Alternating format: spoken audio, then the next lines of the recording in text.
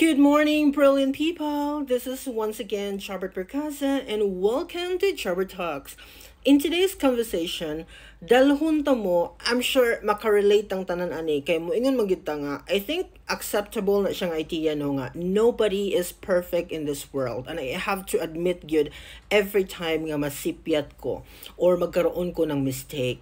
So dalhon ta mo karon sa pinakaunang sipyat nako here in Taiwan. Ana na jud ka open ang atong life karon. Kay aron mahibaw-an ninyo nga dili gyud pud perfect ang ako ang travel here. Especially akong gi-open up sa inyo yesterday nga grabe po na akong struggle sa akong first year here in Taiwan. Ug kadto pud nga year, daghan kaayong memorable moment nga makaingon jud ko lami mo give up. Adto nga mga panahon. Kung wala lang gyud ko strong nga motivation to keep going at the time, siguro ni surrender ko atong mga panahon na. Kay, di ba, mo ingon biya kita nga, ang pinakauna mao'y pinakalisod. And that is true good all the time. Especially kung mo venture kang new life or new chapter sa imuhang kinabuhi, mag-struggle gid ka sa pinakauna nimong tuig. Now, dalhon ta mo sa akong pinakaunang sipyat here in Taiwan, ug ako po mong ako pong i-share sa inyo ang mga sunod-sunod na kong mga mistakes nga na-create here. But of course, gi-make sure gid ako nga kana siya, wala na siya ni against sa contract nga akong gipirmahan. Kay kung ang imong nahimo nga sala, nilapas dito sa contract nga imong gipirmahan, ma-end up gid imong journey mga dear, no? Pero kung mga minor lang ang mga mistakes, syempre, ilaha pa ng matagaag value nga nung kailangan pa kanila ipadayon or tagaan pa kanilang chance. Okay, when ko una nagka-mistake, here in Taiwan, manggod mga my dear, as a foreign teacher, it is part of our job nga magkandakta o kana bang camp. Duha na siya actually. Pag end sa first semester na atay gitawag og winter camp. Okay, winter season man na siya nga time kana mo end up ang first semester. Pag end up po nimo sa second semester, naa po kay i-conduct nga summer camp. Pero kana siya dili na siya sa tanang schools here. Commonly lang na siya nga ginapa-apply. Kaya naamang yung mga eskwelahan diri, especially if the population is not that big. Unsahay di na sila magpakandak sa ilang foreign teacher og mga camp, no? Kay gamay ra lagi ang ilahang population. Pero most of the time, gina-require gyud ang foreign teacher nga magkandak og summer camp. Okay, so kadtong pinakauna na kong year diri syempre wa man jud ko'y kabang kaagan, wala ba ya ko'y experience nga mag-initiate gyud og camp, wala ba ya?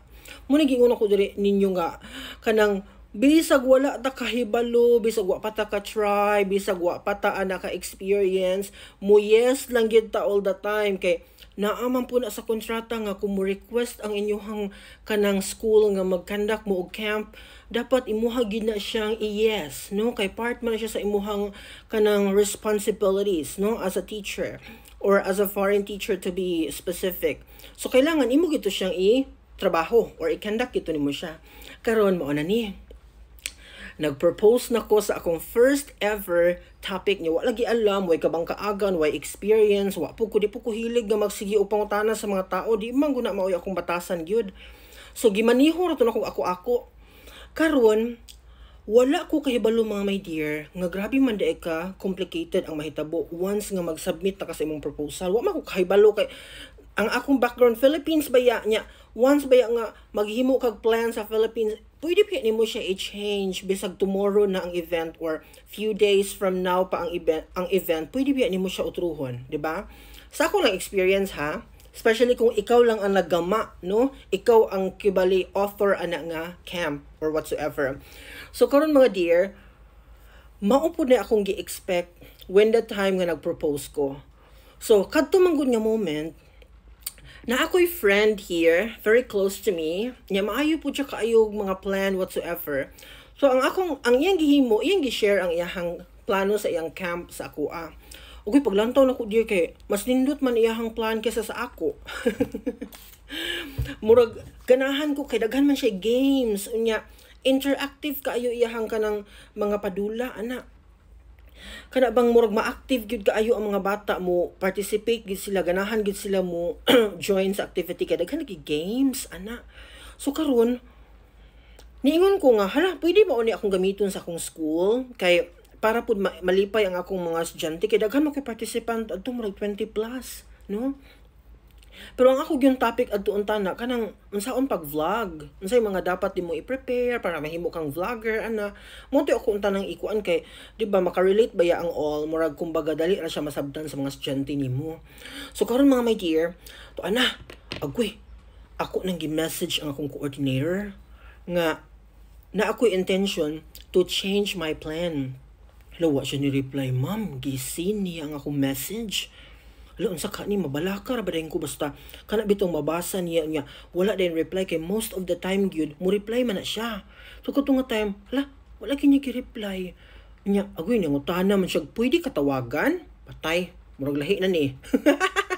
Kay manawag man. Basta ingon ana gani, meaning na siya explanation ana nga very long. Unya medyo mali gid akong desisyon ana basta naay nguna basta manawag na siya mo na akong timailhan no consistent man siya na even up until now once gali nga mo ingon na siya can I phone you or can I call you ibig sabihin ana medyo mali imuhang gibuhat so kadto mga day hala nanawag pagtawag day gi-explainan ko unsay mahitabo di ay once nga naka-propose nako agoy himuan man din na siya og kanang report ma'am unya naay murag summary sa akong camp nga kato nga papel iya tong i-distribute sa gusto mo join unya naay QR code dito nga ilang i-scan for them to register nga mahimo siyang part sa ako ang kanang audience once nga i-conduct na nako ang camp ingon ana man day siya ka mabusisi so karon ang nahitabo dili na gid siya pwede utruhon bisan og few days from now pa ang kanang kuan